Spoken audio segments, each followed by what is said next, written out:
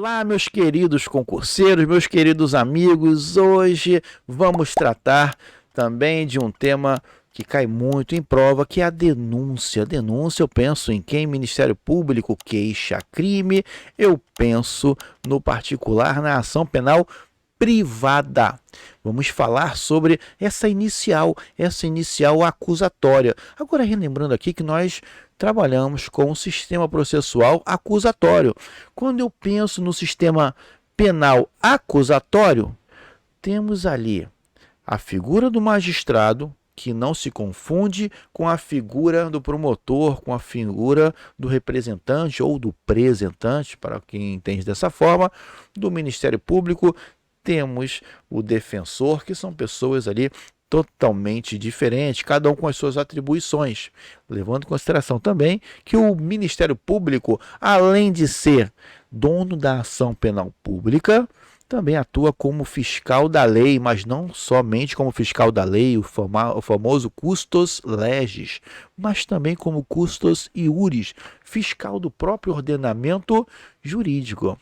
E aí nós temos toda aquela persecução penal em delegacia, RO, o RO vira VPI, verificação da procedência da informação, conforme artigo 5º, parágrafo 3º para alguns, viram inquérito, o inquérito é aberto por meio de uma portaria, tem-se ali no final do inquérito um relatório que é enviado conforme o artigo 10º para o juiz. O promotor em seguida apreciaria. Se tudo estiver ok, ele pensa na inicial acusatória, que nada mais é do que uma peça que inaugura o processo.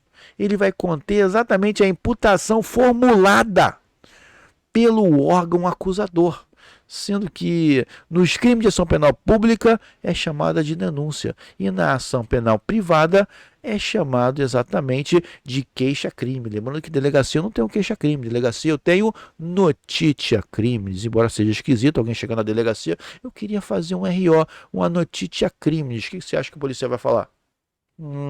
Notitia crimes, mas é o termo correto, é o termo que você precisa entender. Agora, existem alguns requisitos que nós temos que respeitar para iniciar essa inicial acusatória.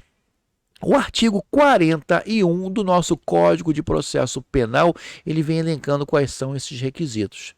O primeiro, tem que ter a descrição do fato. Lembrando que o réu ele se defende dos fatos. Ele não se defende do artigo A ao artigo B. Como é que o bandido fala? Não, eu sou um 57. Não, eu sou um 55. Eu sou um 71.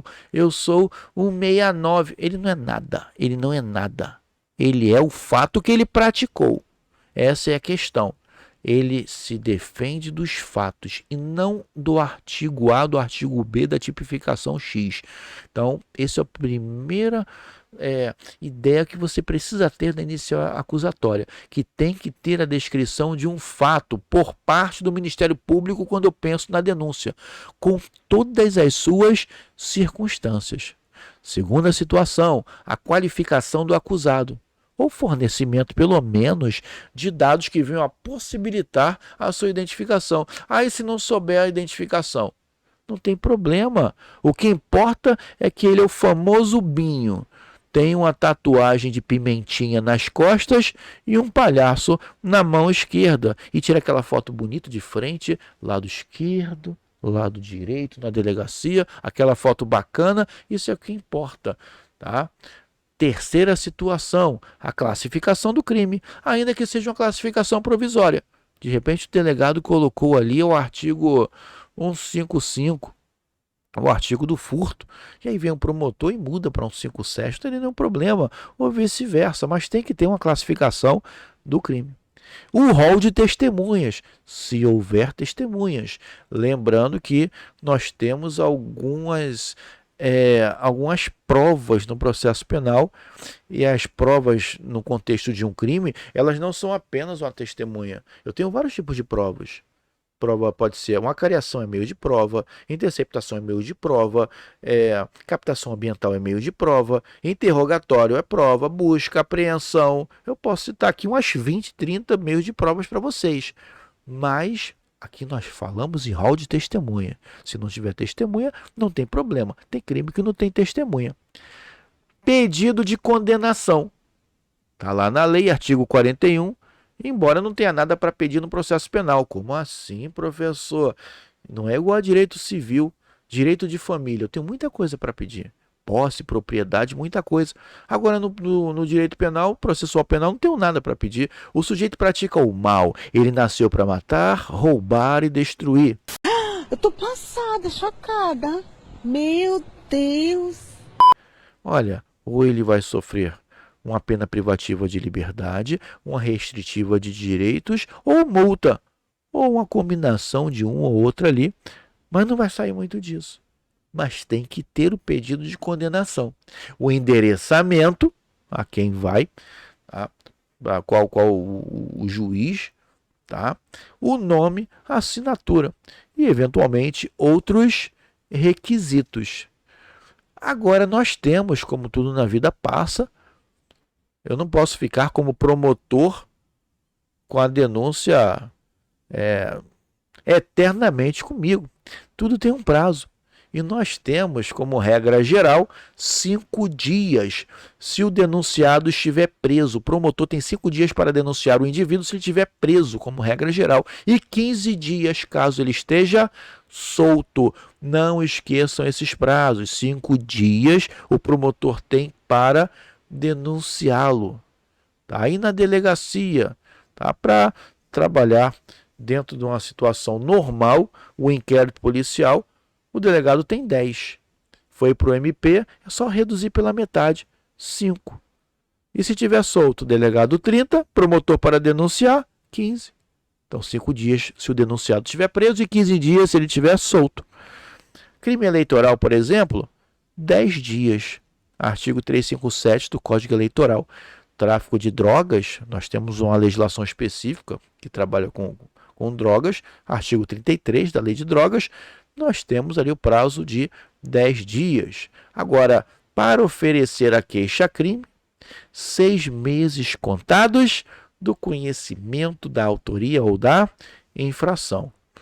Agora, pode ser que ocorra o seguinte: não existe a garantia pelo promotor de que o juiz vai aceitar a denúncia ou do particular que o juiz vai aceitar a queixa-crime. E nós temos na descrição do artigo 395 do Código de Processo Penal algumas hipóteses interessantes em que o magistrado ele pode rejeitar a denúncia ou queixa. A primeira situação, quando for manifestamente inepta. A denúncia inepta, imagina aquela denúncia sem pé nem cabeça. Tem muitos advogados, infelizmente, né? E a culpa sempre vai cair para o estagiário, daquele famoso copia e cola. Você tem uma qualificação do sujeito e aí começa tudo bonitinho nos fatos. Daqui a pouco, no meio dos fatos de estelionato, entra uma situação de homicídio que tem nada a ver com estelionato. Qualquer um que olhar aquilo, peraí, tem algum equívoco aqui. Copiaram, colaram, onde você vê que não tem pé nem cabeça. Então ela não vai ser aceita pelo magistrado. Não tem sentido isso. Essa é a primeira situação. A outra situação, quando faltar um pressuposto processual.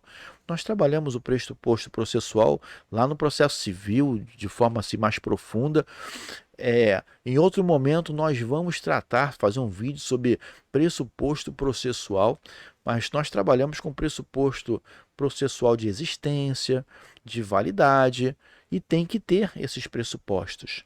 Nós trabalhamos com as condições para o exercício da ação penal.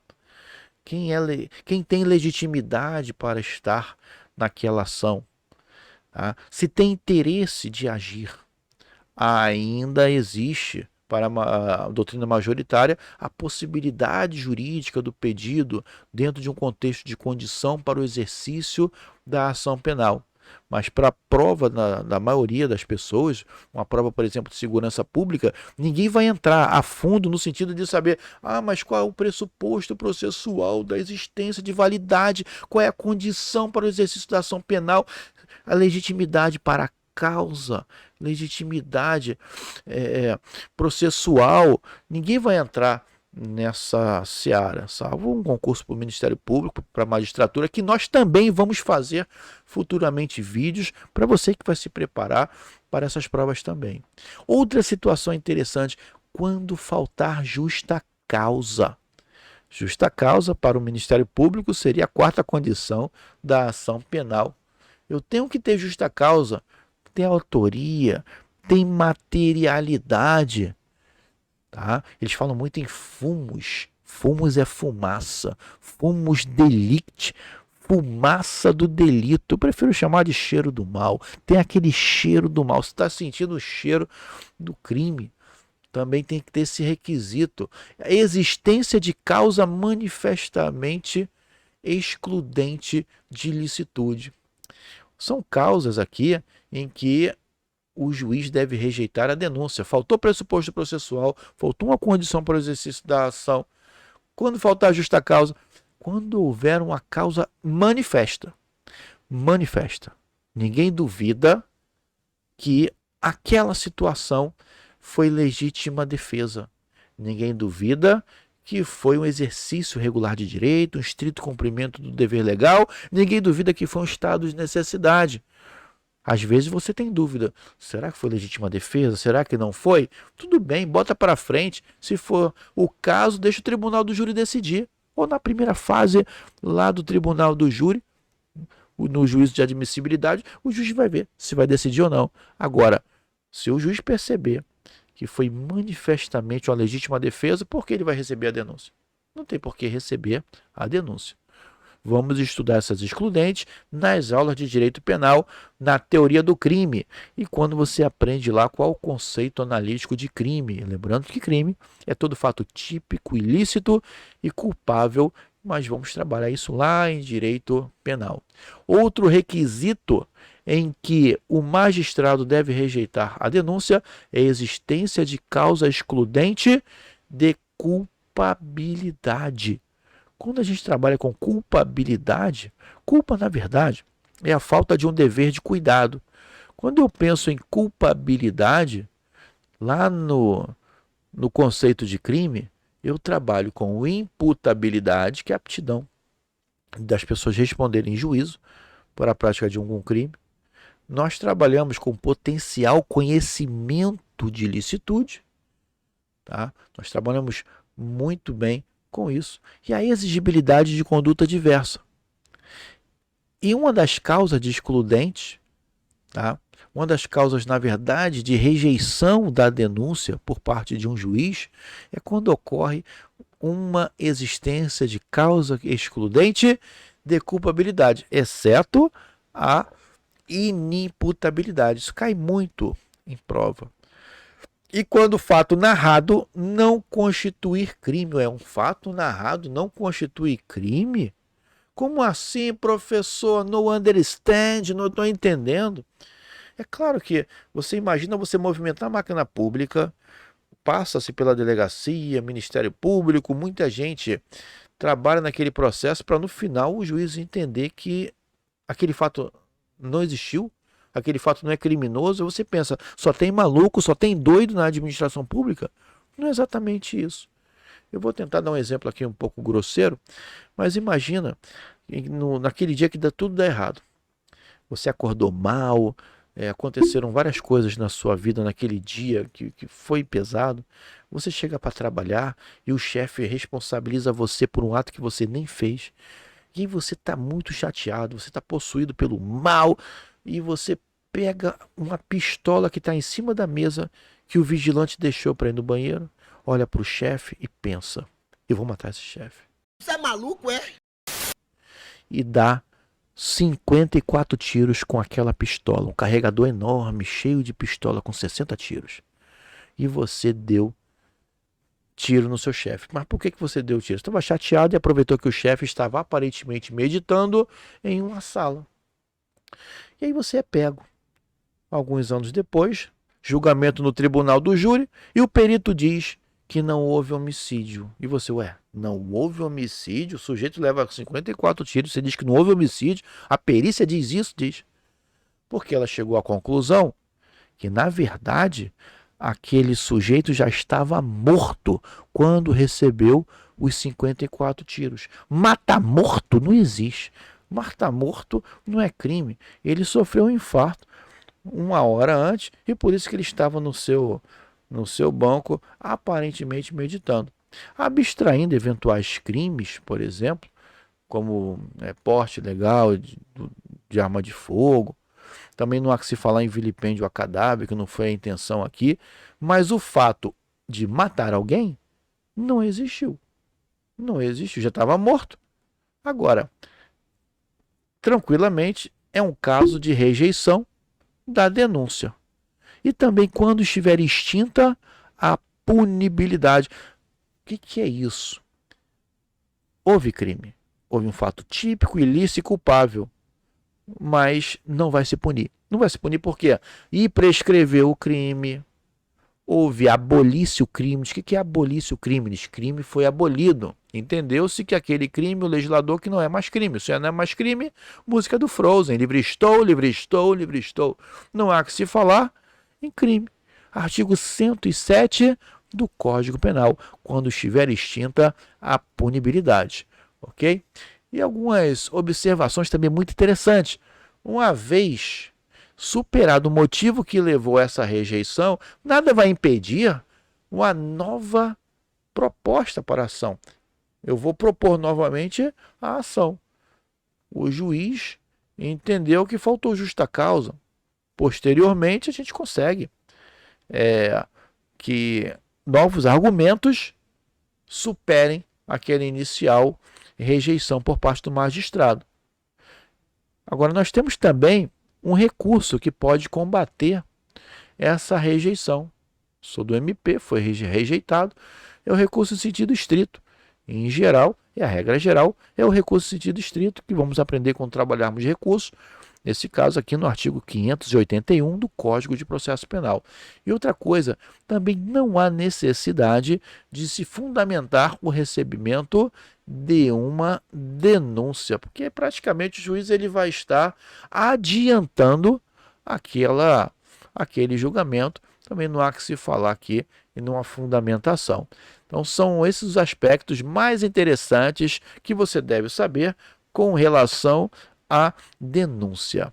Caros amigos, um grande abraço e até o próximo vídeo. Não se esqueçam de se inscreverem no canal. O canal é muito importante, a inscrição. Eu sei que é um movimento simples, mas isso significa muito para a gente. Principalmente porque a minha sogra falou que eu não passaria de 15 inscritos. Tá? Então, por favor, mande esse recado para minha sogra e clica para conseguir 16 inscritos. Já consegui ali colocar, esfregar na cara dela. Olha, consegui 16 inscritos. E se você não gostou da inscrição, da aula, também indica aí para os seus inimigos que você quer que ele fique reprovado. Eu vou ficar aqui muito feliz. Um grande abraço e até o nosso próximo tema. Sai daí não, vamos estudar. Tá? Eu acredito em você. Até mais.